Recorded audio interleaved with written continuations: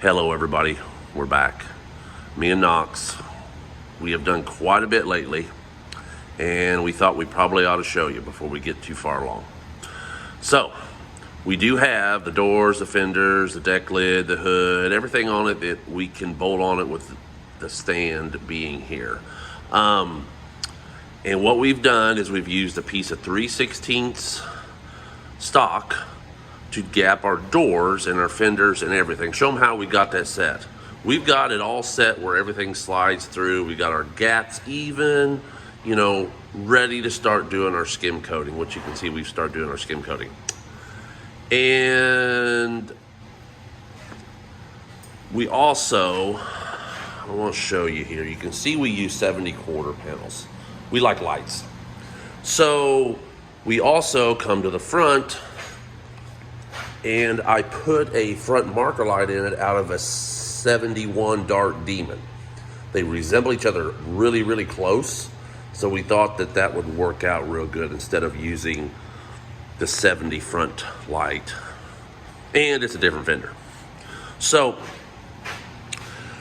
also what we've got going on, you can see the yellow tape, and what that is doing, it is keeping our line straight. So when we skim coat over the top of it, we do not lose our line. And the filler isn't thick by any means. It's kind of like a polyester primer. But I'm hoping that it really speeds things up. Knox, take that magnet and show him that it's not real thick. Yeah, you can see he's moving that magnet around anywhere he wants, so he can let go of it and it will stay on the car. There you go. You're doing good. See, look at there. So, the tips that I could give somebody on this, don't use cheap filler. My arms almost fell off as it was on this better filler for much sanding as you do. Time you get a block the length that you need, it is quite a workout. So what I use, let me show you here real quick. I use the Rage in this type here. I don't know, it was a SEMA award winner. But anyways, it's pretty decent stuff. So here's a side picture of the other car. You can see the high spots.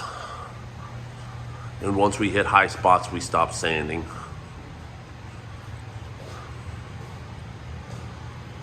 View of the other side here.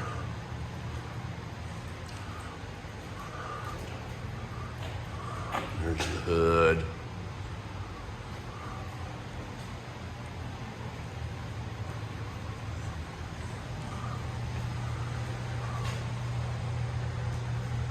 There's the roof. Now we will have to go back out, back around the car and cut out our body lines, which is no big deal.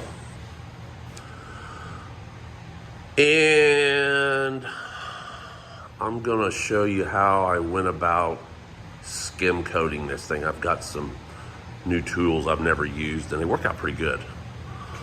So, we got our filler mixed up. Of course, we're on a time frame here because this stuff will set up on it.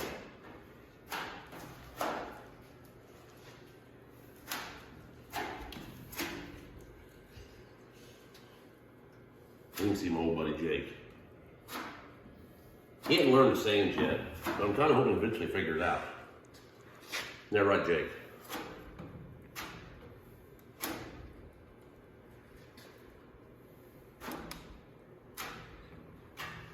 Just trying to get it on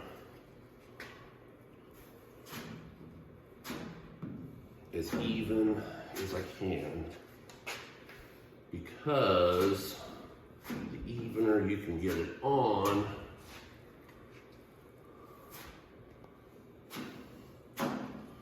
the less work you have for yourself.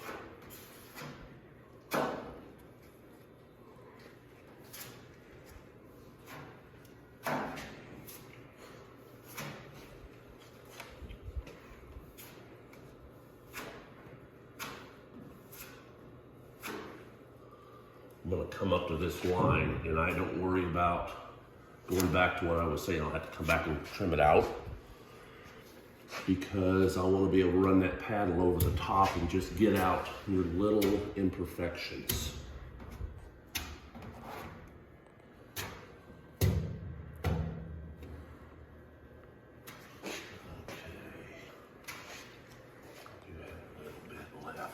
Come down here.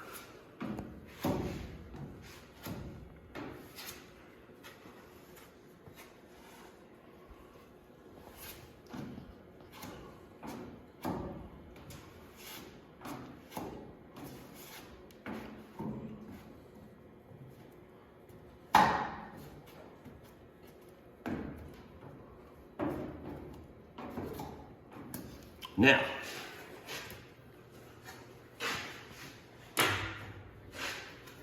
this is the cool new tool. You wouldn't think this would do a lot, but it really does. It just kind of fills all of your low spots, and it lets your highs go more to the top.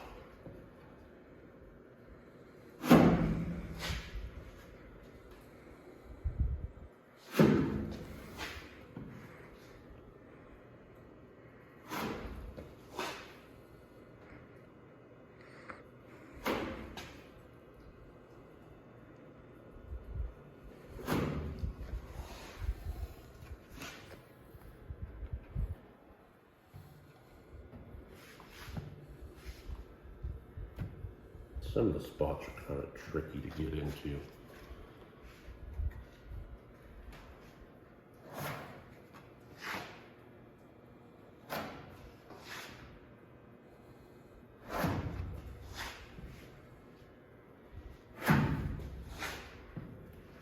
If you do hit a low spot, sometimes you got to go back and hit it a few times, just to keep on working the filler around, and it will eventually fill it.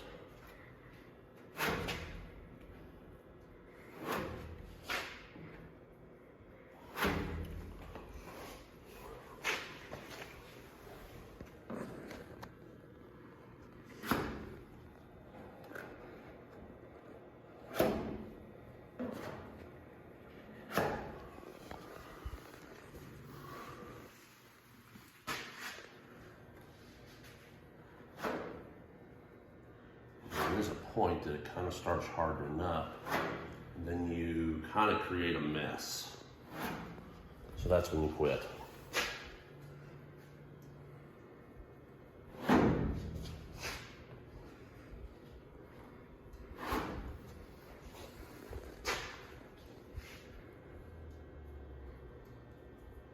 All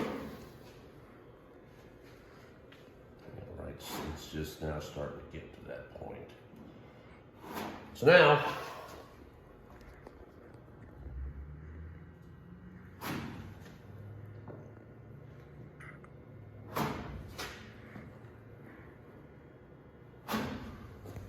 just like that, we'll let it set up and sand it. And you'll have some extra, if you let it tack up a little bit more, you can come right off and knock that off, no problem. And you also come right through your body lines and you can knock that. There's just a certain point that you can do that.